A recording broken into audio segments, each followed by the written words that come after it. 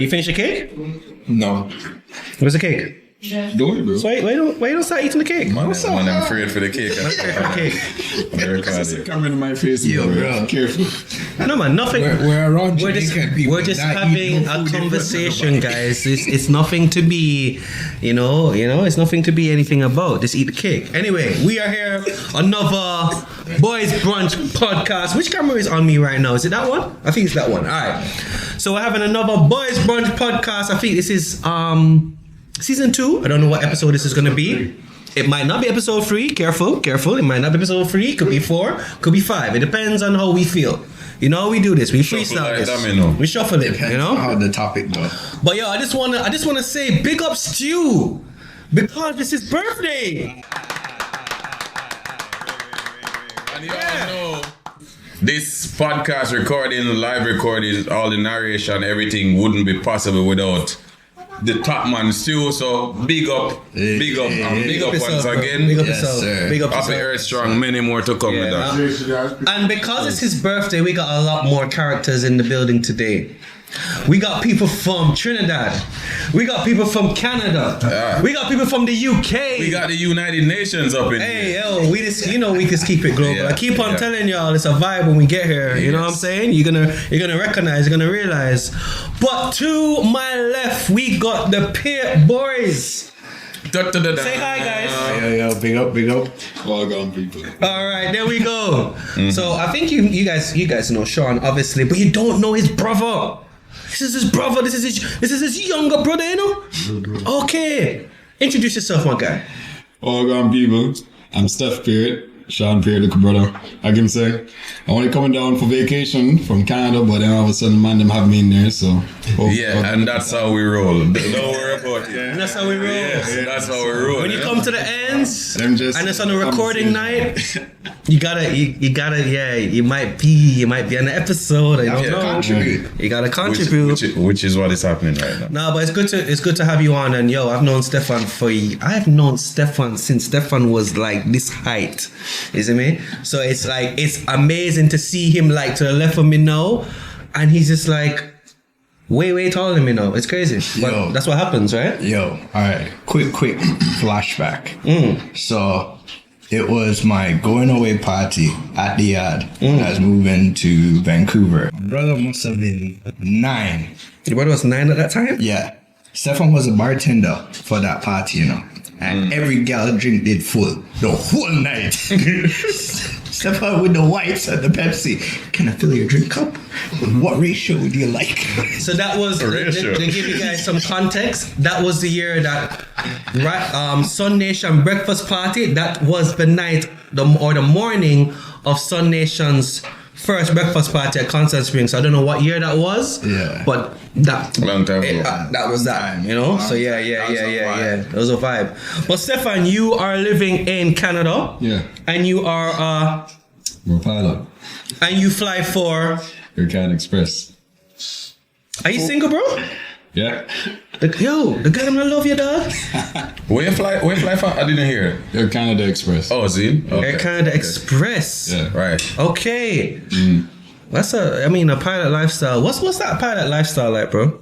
It's fun. Yeah? It's fun. It's good. Go from city to city? Yeah, city to city. Right now, I'm based in Toronto. So I fly a lot to Northeast States and Canada. I'll go to New York, Atlanta, Houston, as far south there. Okay. I'll go across Canada as well, over to like Saskatoon, Vancouver. But I'll always start and finish in Toronto. What the hell is, wait, it's Saskatoon? What is that? Cold. Saskatoon is the middle of, you're at the middle of nowhere. Saskatoon does not sound nice. I'm sorry for anybody who's Saskatoon. It's not somewhere you want to go. Anywhere between September till maybe April. Okay, here's a easy thing. You know how you're Googling Edmonton the other day? Right. It's worse than Edmonton. Yeah. Edmonton, be on the street. That Edmonton? Yeah. Okay. Yeah, I've never heard of. How big? Canada big, you know?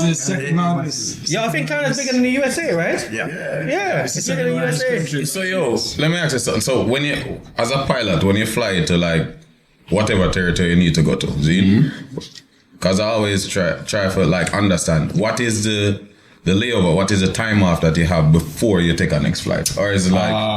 well, it varies versus. Like, if we're on a layover, we could be, 20 hours, 16 hours. We can go all the way down to a min rest layover, which is 10 hours. Okay. So that's 10 hours key in hand by the routes that we have in Canada. So when you get to the hotel, you have to have the key in your hand for 10 hours, and then after that, you can go back. You can get back on the shuttle, get back to the airport, and then go to another set of flights for the day. Right. But our duty day also has a lot of regulations throughout the day. It changes based on what time we check in, how many flights we have for the day, and I think there's one other requirement in the spectrum of things. But it's a very regulated industry with the amount of time off we need, the rest that we need. Right. So for that reason, it's very easy. I actually only work. The amount of hours I actually work in a month is actually like 70 to 80 hours on average. Okay. But I'm gone for about 18 days for the month. So what about like, so let's say for instance, we're living here in South Florida. Jamaica is only an hour and a half away. Pilots can do back-to-back flights, right? Because of the short distance. Definitely. I could do like 5 legs. If they really wanted to, depending on what the route is, I could do up to 6 legs in a day if I was just doing a single day. Oh, damn. Yeah. See. What's been your favorite city to fly to? So far, San Diego is really, really cool. I never thought I'd have enjoyed San Diego as much as I did. I only went there once, but outside of that, you have places like New York, Atlanta, Chicago. Philly is also really fun. Are you talking about flying into the city? No. Enjoying the city while you're there. Being in the city. Okay. Like San Diego, right downtown. Like the place. Like once you have beautiful weather, man, you walk around the crew. Go have some nice food, see some nice sights. So San Diego to me was actually a wicked town because me personally, I love anything to do with Air Force and military, and San Diego is extremely Air Force centric. I don't know if the man them or actually Navy centric. Like if the man them watch Top Gun, San Diego is a place if you're a Top Gun fan. If the man them know about Miramar, it's just north of San Diego. So where they do all the actual Top Gun is just off the coast of San Diego. So you see the jets coming in, you see all the aircraft carriers and all these things. So that's for me. That's my. So you named all U.S. cities a while ago. Yeah. What's your favorite country you've ever been to as a pilot? So the thing is, as a regional pilot, I only flown into the States and Canada. But best country I've been to just generally, I've been actually a couple places. I've been to Moscow, been to Cairo, been to obviously England, but Cairo, like actually Egypt generally is stands out the best country I've been to outside obviously Jamaica, but Egypt's a wicked country. Yeah, it goes without saying. Yeah, can't talk about Jamaica like that, bro. Yeah. So Cairo, Egypt. Oh man, yeah, you fly into Cairo, bro, and you start driving around. It looked like it's a lot to take in. A lot. Like I've never seen that many people in one place in one time, and it just feels surreal. If you ever drive in Cairo, close your eyes. For real? Don't even bother even try. Cause them man they don't follow lanes. They follow a flow, and it's an unspoken rule. It's like if you follow the rules there, you gotta die. Don't bother. So you just get in the back of the car, you tell the man where you need to go, and say, basically you're telling me if I go to Cairo, Egypt, don't rent a car and don't try to drive. No. Because I might die. Don't bother do it. Other countries over here, right? So India's like that. Yeah. No, that place, don't even call that place. When you say India to me, I'm sorry, but I see rats. Because every time I see rat temple, I see people are cook with rat. It's like, I don't care. That's one place I don't want to travel to. If you want to go to India, that's fine with you. I don't want to go there. The people cook Bro, rat? the other day I look at a social media clip, dog, and it's like the people visited a rat temple and they're cooking and the rat is in the pot and in the plate. When them rat a cook, is ratatouille me a watch in a real life. Like literally, right? No, what India? You drive similar. Yeah. Let's think about it. You drive similar. We're talking about road and then Qatar is the same way. For real? Iraq is the same way. Afghanistan is the same way. Like driving is just you go with the flow. There's not that many lights. Right. Everything is like roundabouts. Okay. So if you have to know how to use a roundabout, Yeah. be very fast at using a roundabout. Yeah. No hesitation. No hesitation. No. No Yeah. hesitation. And You just go. As bad as that is, people still cross road like it's nothing. Oh yeah. Like, yo, you see how grandma cross road and like, yo, swerve this, swerve that way, and she still walk same and she know if to stop, then she know if to move, then she know if to stop. It's like, yo, my God, I don't know how you live 90 years right now, but yo, good for you. But the place is insane. But outside of that, man, beautiful place. If you go down south by like Hurghada and Luxor, and that's where you start to get into more the touristy areas, and you go down like the Valley of the Kings. Valley of the Queens as well is also amazing. Temple of Hatshepsut. Can't remember why I remember all them names right off the top of my head, but So, wicked. yo, seeing the pyramids must have been amazing, bro. That's what I say to tourists. Bro, the pictures he had down at the beach in Alexandria. Yeah. Bro, I was just like, damn, I'd fly there just to go to the beaches. Yeah, Like, nah, yeah, best beaches I've seen so far. So about woman. Yeah, they're nice. They're nice. Alright, okay. I have a question about Steph now. What's the question? We're gonna look at Messi, or can we do that, Sean? What? Permission? Yeah. Sean's a pilot, bro. Yeah. You know, but the stewardess. Lord Now, God. how is that relationship? How does that go usually? Some pilots will indulge as some can assume, but you know, as if you have to remember say it's a profession same way, you know. So it's up to you whether you want, dip your toe in the pool or not, and you have to just deal with the consequences. Whether the consequences are bad or good. Consequences light though. It doesn't have to be Same type it doesn't Work situation. No, so you have to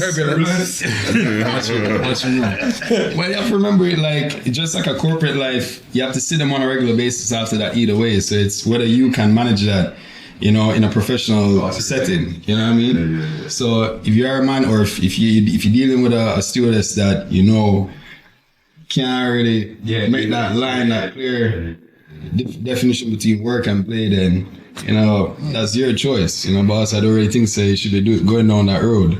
But some people you don't really think that far ahead. Yeah, that's true. That's true. Right now, Son, you want to turn pilot?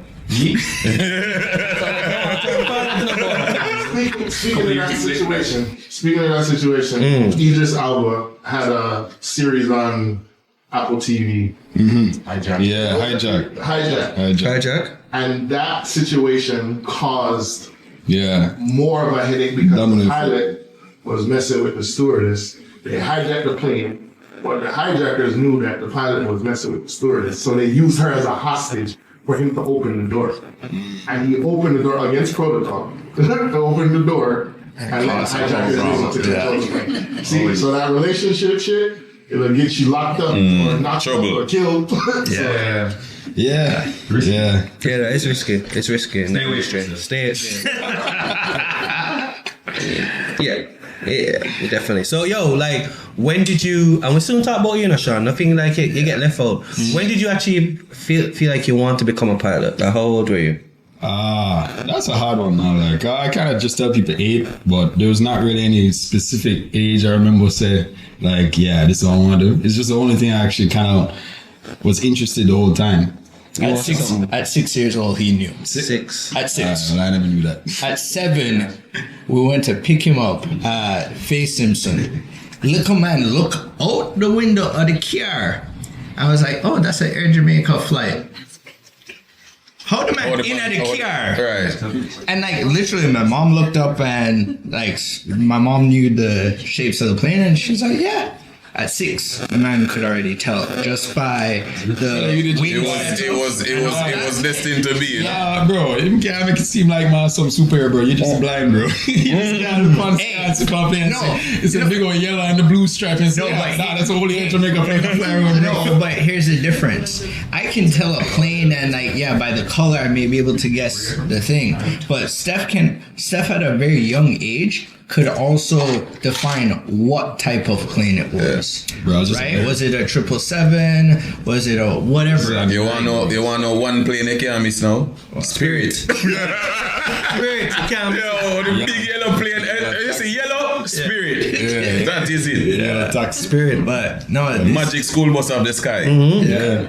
And then this you took over our computer at, I think before you even reach high school. He was like playing flight sim. Yeah, I used to play that game, I used to crash. Enough people playing that game. Yeah, man, it's a crash. like- Enough time. No, you're not understanding. This youth's Christmas gift before he was 10 was the joystick and the whole setup. Oh, damn. That's what he asked for Christmas. Yeah. And the man was putting in like 30 hours a week on the game. I was like, Yeah, so you didn't have to turn pilot.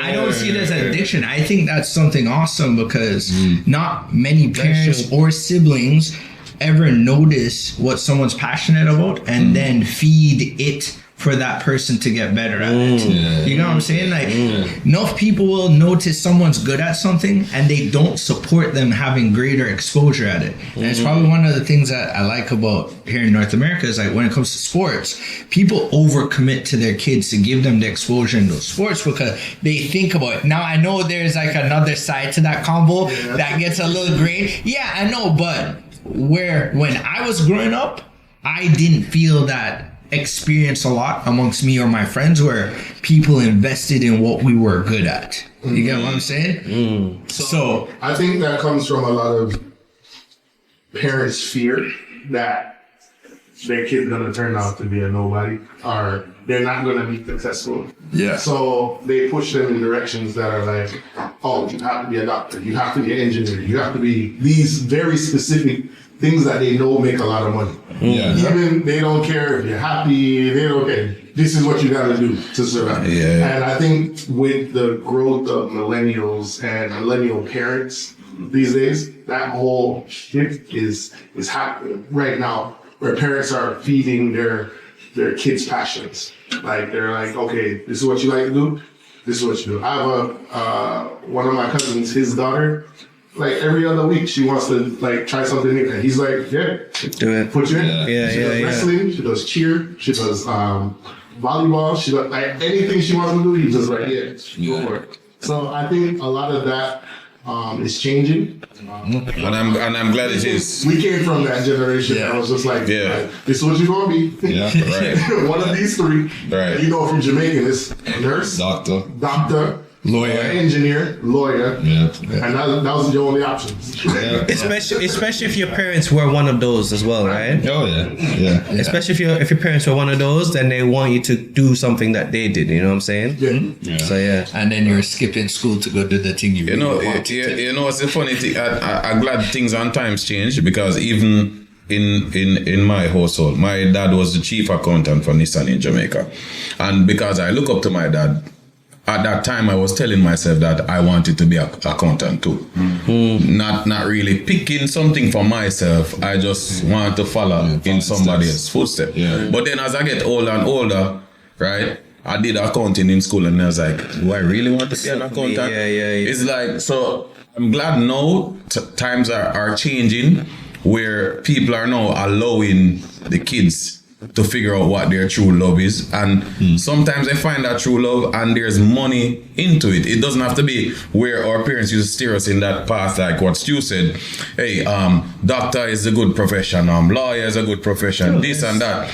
Bro, there's people that are driving trucks or truck owners that are making more money than doctors. There's musicians that are making millions. See, we just like this is a total spin-off. Rihanna went to India, performed at a wedding for 30 to 45 minutes and get $6.3 million. Bro, I think it was pounds, wasn't it? I think I sent in the group say, yo, why we never learn to sing or play ball? Brother, Cristiano Ronaldo and them man, they make 500,000 per week, right?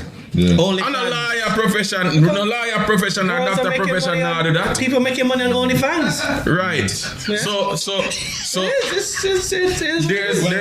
there's so many different channels and avenues to make money. Remember, we started down this road talking about bringing our kids up with the professions that No, we but want. it is.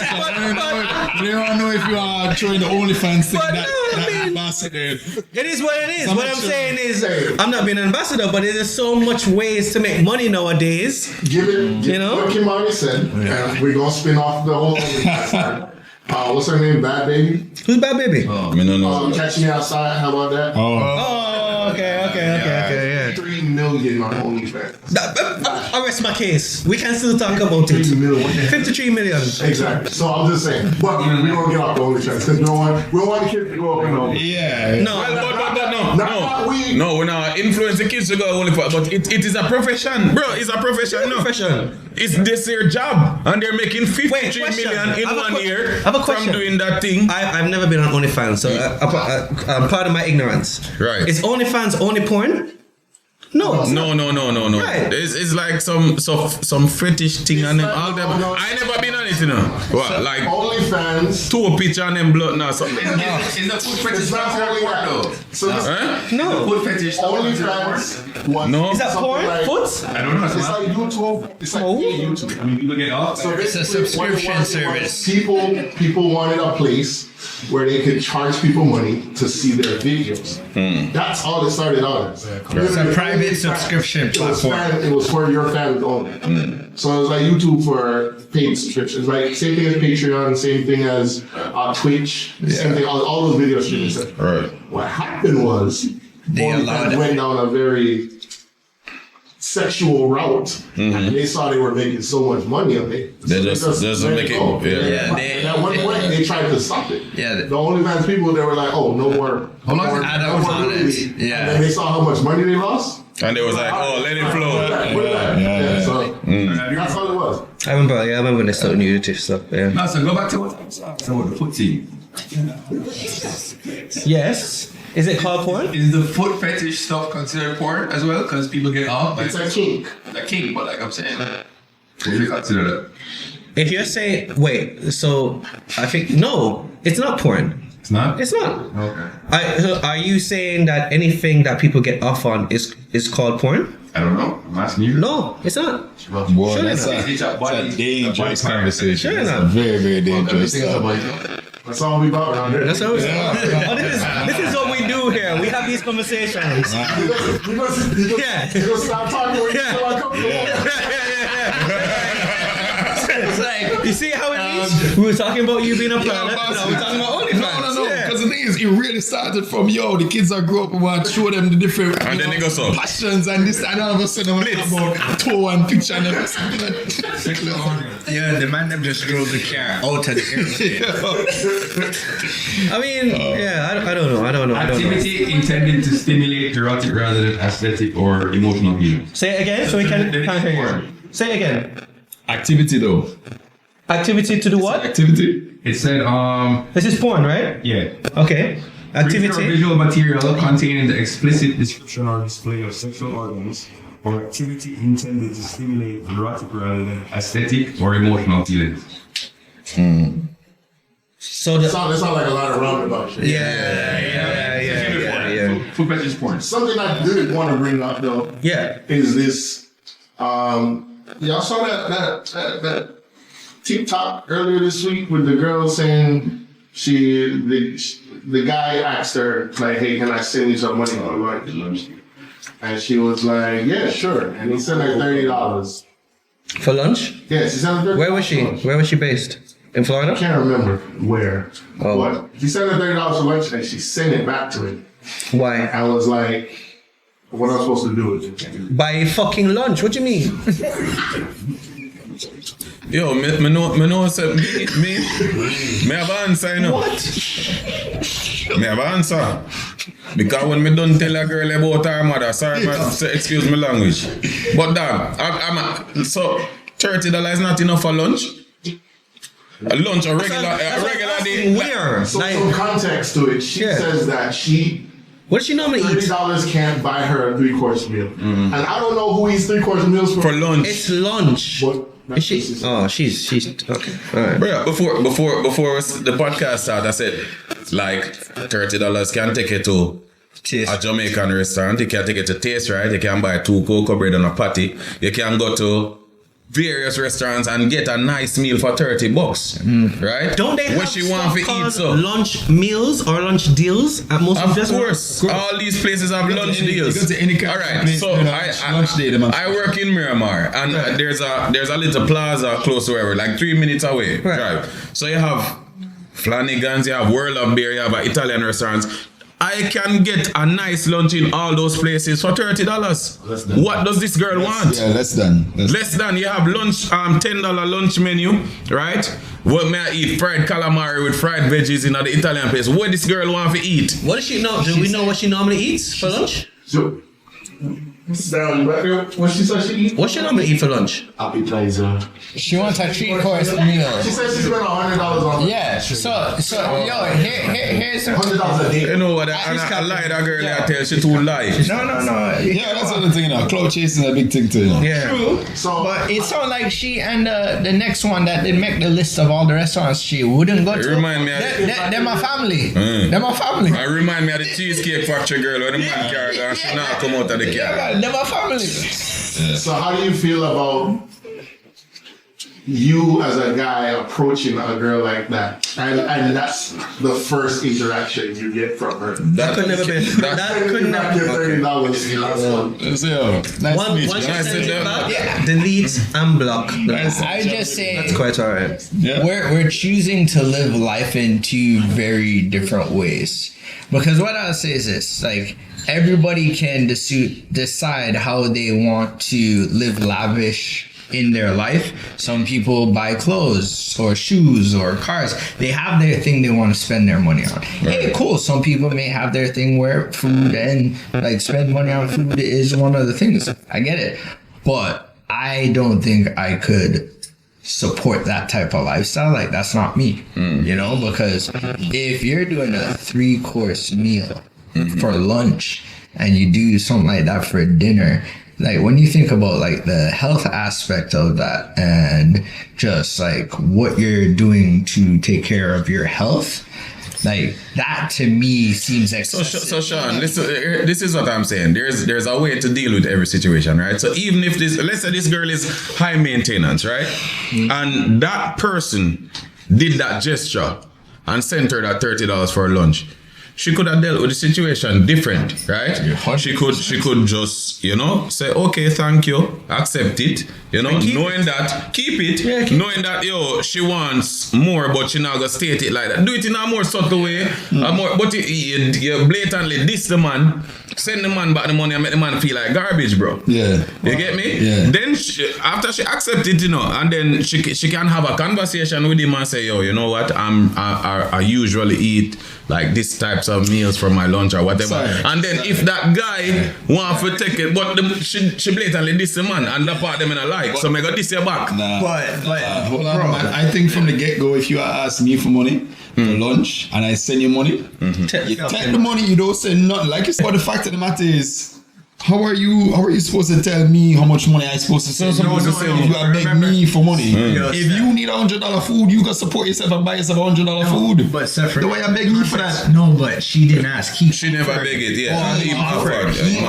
Okay. Oh, he offered. All right, I got that now. Never mind. Right? So Whichever way you want to spin it. Yeah, Him but- offer and him send her $30, she will just hold the Yeah. $30 and bill. Yeah. And then if she want to tell him something different, after that she tell him, but don't diss the man, dog. You think she did it for attention? Oh, Huh? 100%. Of course you did. Of course you did. Definitely. Bro, when I walk down in Miami, I mean, see people I dance up in a carnival like the busiest square. Bro, everybody's doing these online things for attention now, bro. Whether it's true or not. It's because I'm a person It's all clickbait now. that come from a humble beginnings, dog. I know say, you know, and everybody can find $30 that easily, bro. It's something I'm not like here. Them things I'm not like here, bro. Because a man cannot work hard for that $30 day. See? And the man gossip up and do a nice gesture and you make the man feel small, bro. Yeah. See?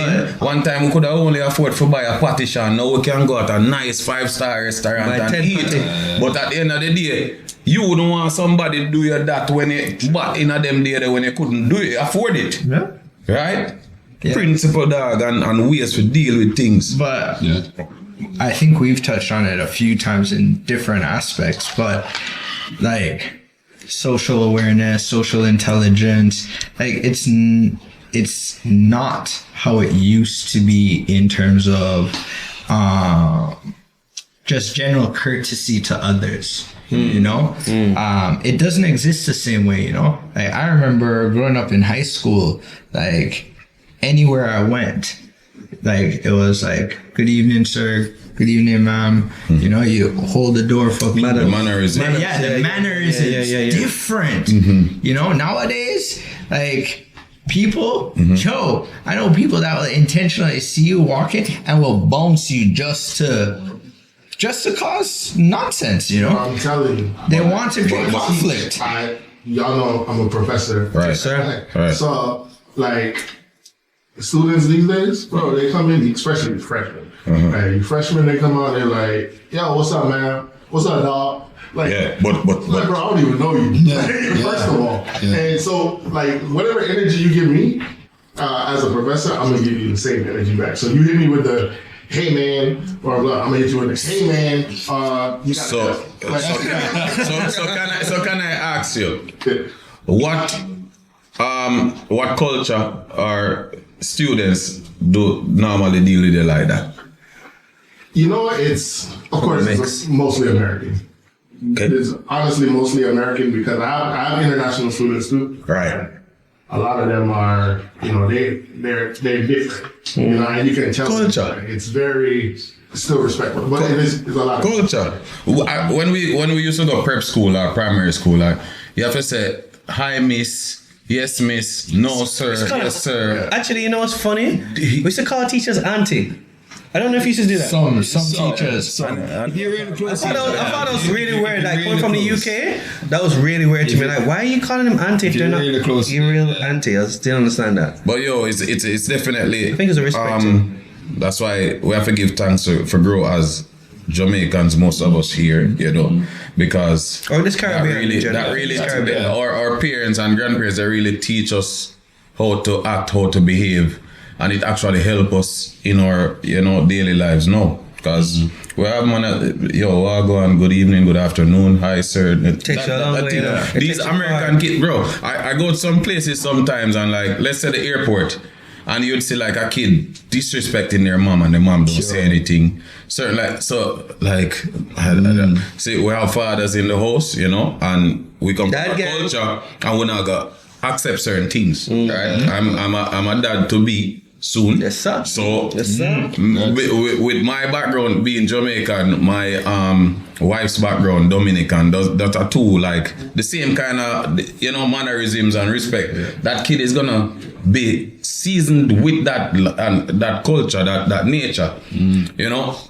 be respectful, be manner. You know.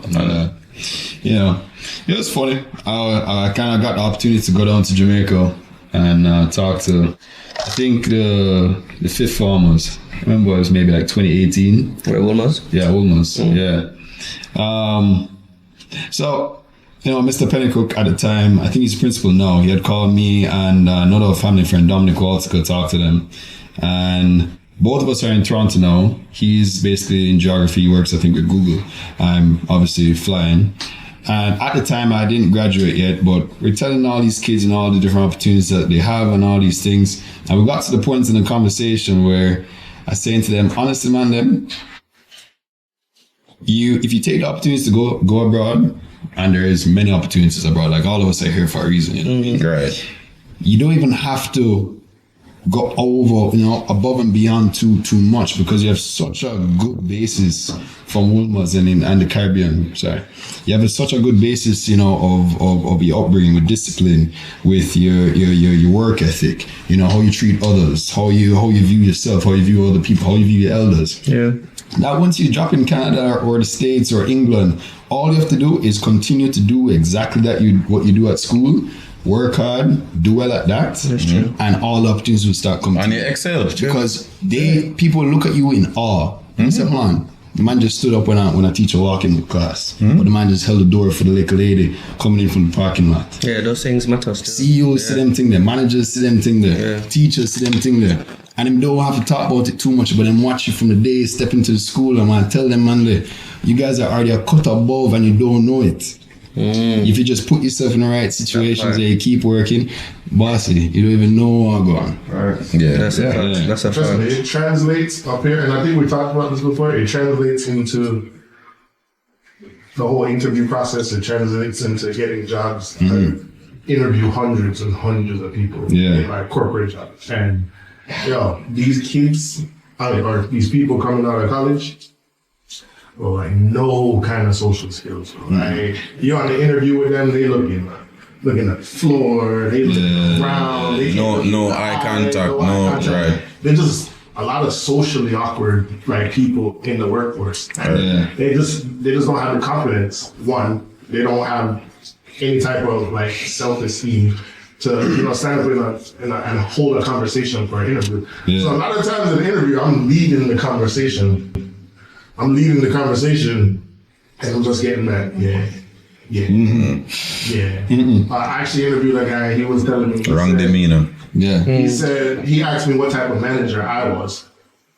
It's the first time anyone ever asked me that on an interview, and I was like, I'm laid back. I'm not the type to micromanage, right? Like that, because if I hire you for what I'm hiring people for, almost 100,000 for people that work for me.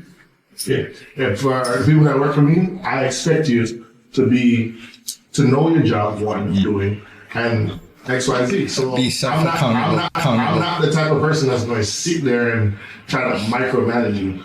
And he was like, he's like, that's great. I told my last boss to fuck off. And I was like, what? This is in an interview. So, we're having an internet. So the same way I'm gonna tell you for fuck off, you and him have a disagreement. So automatically you're gonna be like, you nah. Fuck off. You tell him fuck off without telling him fuck off, right? Mad out. I guess this is the first time I got a chance to address the group, the podcast, and everybody. But as of March, I'm going to be moving back to Toronto. So with that, there's a bunch of things there. I know, bro. I know. Yeah. We're in March. So March. Another month I'll be home. Okay. It's exciting and sad at the same time, but with all the stuff going on in my personal life last year, work offered an opportunity where I could go home, and I think it's the best thing for me, and I'm excited about it. Create an opportunity where me and my bro get to look at buying a place together towards the end of the year. The moment that happened, I was like, I think this is a right move overall, because not only what it does for us financially, but like life-wise, that's a huge asset. We've been talking about investing and all that stuff, so that's a big one for me. Being close to the family, like my nephew and my sis and my parents, but the other piece that came up recently that I was talking to KB about is we're talking about starting a Toronto chapter for Boys Brunch. Yes. KB is going to be up in October for I'll be there. Miami FC Miami versus Toronto, so I'll be there. So we're thinking of planning a big Boys Brunch outing while he's in town, In October, right? Yeah. But this is a heads up for all the Toronto. Run in and run out quickly. Pang, you are not like certain man. You are not. No, warm to that. So you're gonna be on the Pampers, boy. In October he's it's gonna be like 4 or 5 months. Good luck with that. You're not sleeping yet. You have 18 years. No way, sir. One thing we're me glad for is that I gotta have help. So probably something can go on in and out quickly, But just to address what he was saying about the Toronto chapter, I think it's a great opportunity, as we've always been saying. We want to increase the reach of Boys Brunch. It doesn't necessarily have to be just strictly in South Florida, strictly in Jamaica. It can be anywhere. We got people in Houston. We're gonna have people in Canada. I got my cousins in London, so it's that's what it's about. It's about branching out, spreading the movement, So you got my blessing, bro. You know what I'm saying? You got my blessing, and I'm gonna miss him. I ain't gonna lie. Sean is the one that is just like always up for like these random pars. So I'm gonna miss him. And par is important. Of course, I ain't gonna lie. Like, if you don't, I ain't gonna lie, I think we are blessed that we have like this unit that has been around for many years now, that we can just like, not just par, but like have great conversations as well, you know?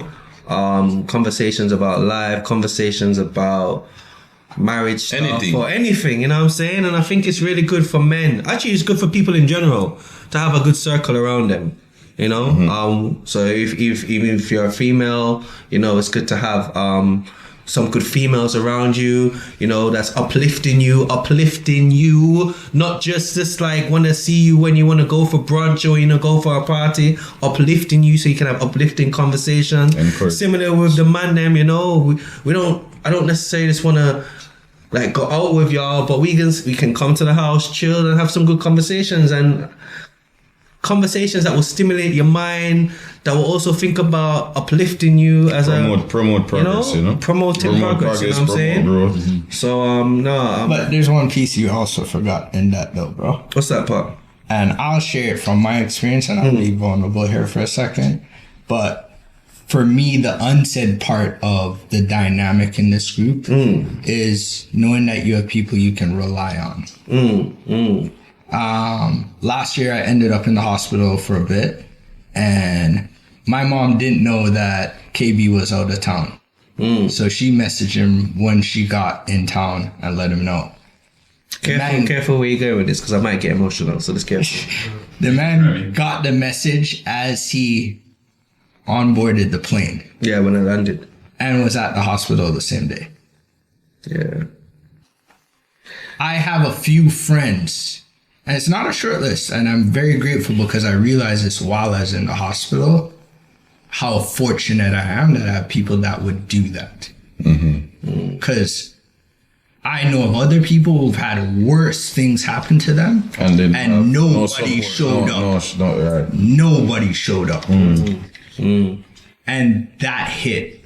And for me, that is the difference in between our community. It's that we show up for each other. And we'll continue to show up for each other. You know what I'm saying? That's what it's about. That's what it's about. But, you know what? Love and love alone, Mr. Pearts, for coming through. Yeah, man. It's been another great episode, another good content, you know, sharing information on stuff that you probably didn't even know. But yeah, it's all good.